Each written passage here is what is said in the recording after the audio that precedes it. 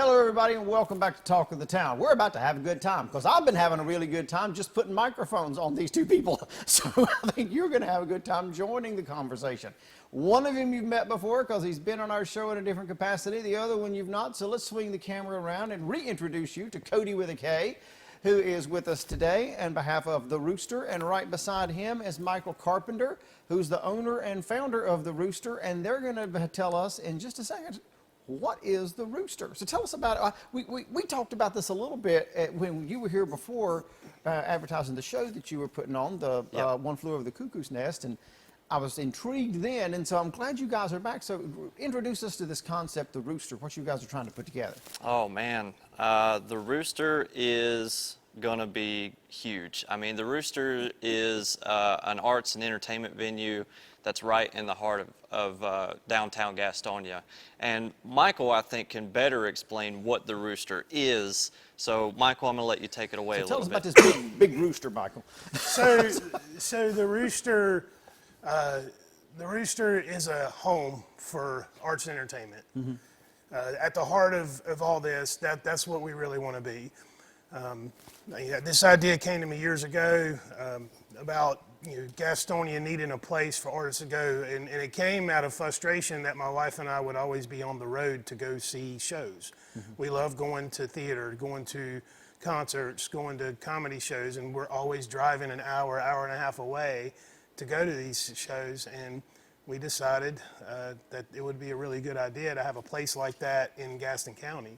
Not only that, there's so many talented artists in this area. Just Gaston, Cleveland, Lincoln, Mecklenburg County, York, Cherokee County. There's all these amazingly talented artists that make original art that don't really have an outlet that makes them shine. We just want to be that platform to elevate the local arts, Yeah. And so it's not necessarily about us. It's about the art in the community because we want to create community. I think it's very important. Yes, that's very true. For those that have been following us since we started kind of creating a presence on social media, they'll attest that we've always been, it's about the art, it's about entertainment, giving these people a platform, a place to shine. Mm-hmm. And, again, like he said, it's not really about us, it's about the art. Yeah. Right, and I agree with you. I'm continually amazed at the talent around us. It's been amazing to me just for the county I live in, right here in Cleveland County, to see the incredible number of people that we have in this area that are talented in so many different ways.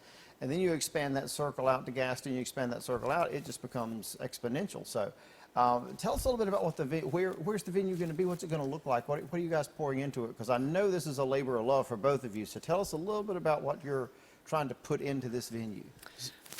So our location is right in downtown Gastonia. Mm-hmm. on it's 334 West Main Avenue. Mm-hmm. So we're in between the 321 split on Main Street. Yep. What we have now is an empty shell of a building. It's a 100-year-old building. So where we're at now in the process is turning this old building into a venue that's conducive to great sound and capacity for people to mingle and come have fun.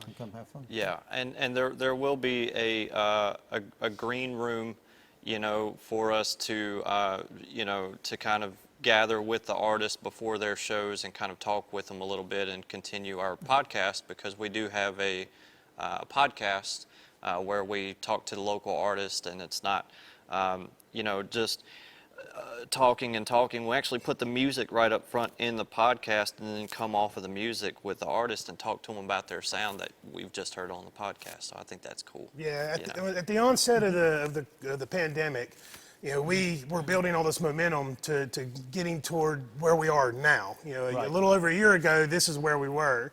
And then the pandemic happened, and I was like, we've built this momentum. What do we do to stay relevant, to stay in the forefront of people's minds? So I called my man Kody with a K up here and was like, hey, what do you think about doing this podcast where we feature local artists? And then I just kind of threw it out there on social media. Would anyone be interested in doing this? And we got a decent enough response. We were like, all right, well, let's do this. Yeah. And it's turned into a really I think, a really cool local-centric show. You know, we've had 38 episodes, and that means that there have been 38 opportunities for local artists to put their art on display for people, for anyone to hear, and then they can take this piece that we've produced for them, and they can use it to promote their stuff. Yeah. That's awesome. So are you guys going to continue to do that, you think, once the venue Absolutely. is open? Oh, yeah. Yeah, I think so. And even maybe try to elevate it and kind of dive more into that, you know, audio, and maybe even try to get into a little bit of video as well. And so people can see the artist and you know, try to get them in the door to come buy a ticket to see their show and, you know, things of that nature. I think that'd be great. It's about creating this connection between an audience and an artist. You know, like, you know, in today's environment, it's really hard for original local artists to get in front of a lot of people. You know, you're doing state fair shows, you're playing in the corner of a bar, you know, you're doing Sunday brunch shows. It's hard to get in front of more people. So we want to use our space not just for entertainment on the live stage, but also as a way to produce more content for these artists to display. Yeah. Right, and it sounds like what you're trying to create here is something where when they come into play, they're not hampered by the place. Like I've been to some of the places that you're talking about, and I've got a couple of local groups. The producer of this show is a part of one of them that we follow and that we try to go different places with. And you go to these places to watch them, and the band is, you have 3-4 people in a band shoved into a corner and you know, you can barely hear them, or the acoustics are terrible, or whatever. Yeah, I don't want to throw shade or, you know, come off any kind of way about other venues, because without places like breweries and some of these wine bars, you know, they were the first that were able to open and give these platforms back to musicians. But you're right, they're not conducive to live music. Yeah. Right. And that's kind of where we're coming at. Right, and it's one of the things where if you've got a group like that, it is nice to have a place where it's first about the music and secondary about the other part. Correct. You know, rather than, and I understand that. I'm with you totally, and I'm not putting any of these places down, and because it works, it does get them out there, and it has served an incredible purpose. One of the things that I've really enjoyed about watching here in our community in Shelby here in the last, say, 10, 15 years is the fact that music is just everywhere. It's shoved in the corner, it's on the street corner, it's on the corner square. Not only, it's all over the place. And the more that, saturated it becomes, the more people have an appetite for it. Yeah. So, but then you're like, okay, so what's the next level? It sounds like you guys are trying to create maybe that next level place where someone can come in and really do a good job of producing the sound that they're intending to produce to those who come to watch and listen.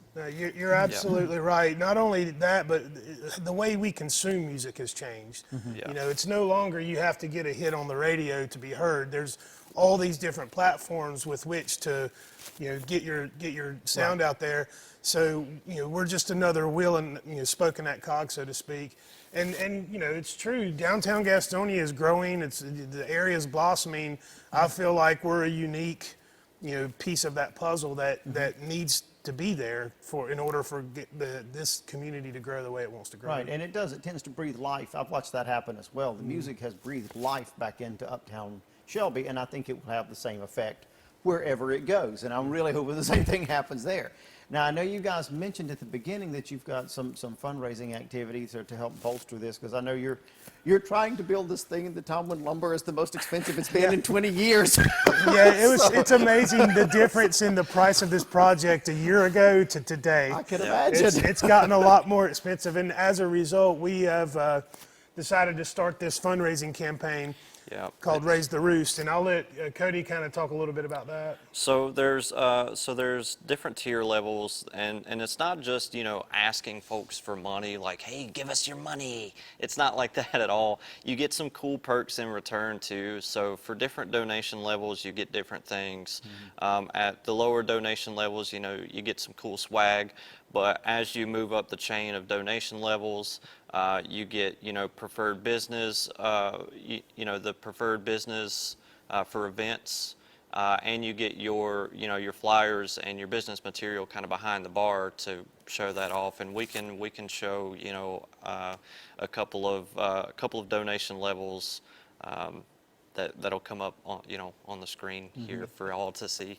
So Yeah, we've structured it so that, other businesses can participate in this campaign, and there's really unique and cool experiences that we've put together that we can provide to the businesses in exchange for their generosity. yeah. Well, that's cool. So that's I'm sure helping offset some of the unexpected increase. That's the intention. That's the intention. Right. Yeah. And hopefully the prices are coming back down. I'm hearing rumors that the prices are coming back down. But I wandered through Lowe's the other day and looked at the price of a 2x4 and nearly walked into one of them. I'm like, are you kidding me? Yeah. So it was Yeah. If you see a truck driving down the road with a stack of plywood in their bed, then that's a rich man. That's a rich man. Oh my goodness. So how far along in the process are you guys?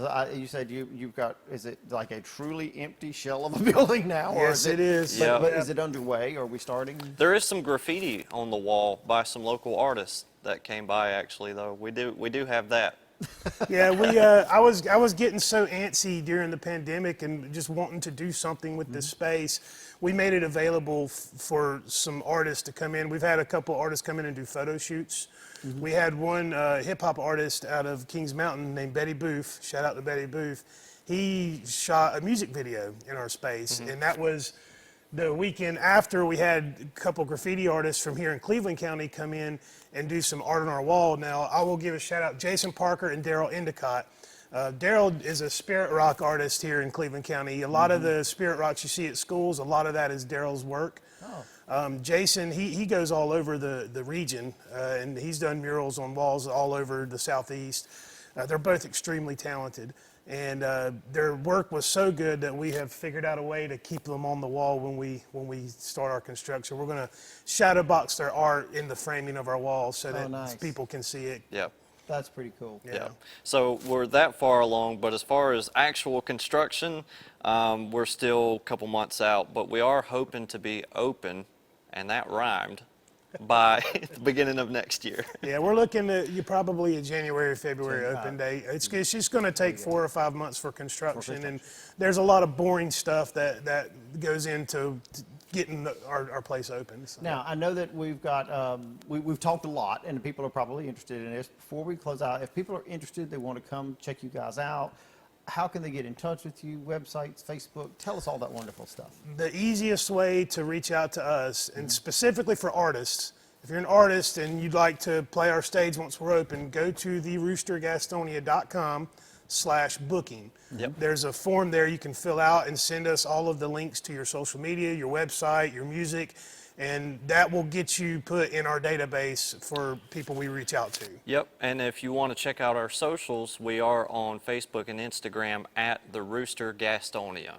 Simple as that. Rooster Gastonia. All right. And listen to the podcast, Yes. Rooster Radio. Rooster Radio on Spotify, Apple Music, Anchor FM, and Google Podcasts. That's right. Nice. Rooster Radio. Got it. All right, guys.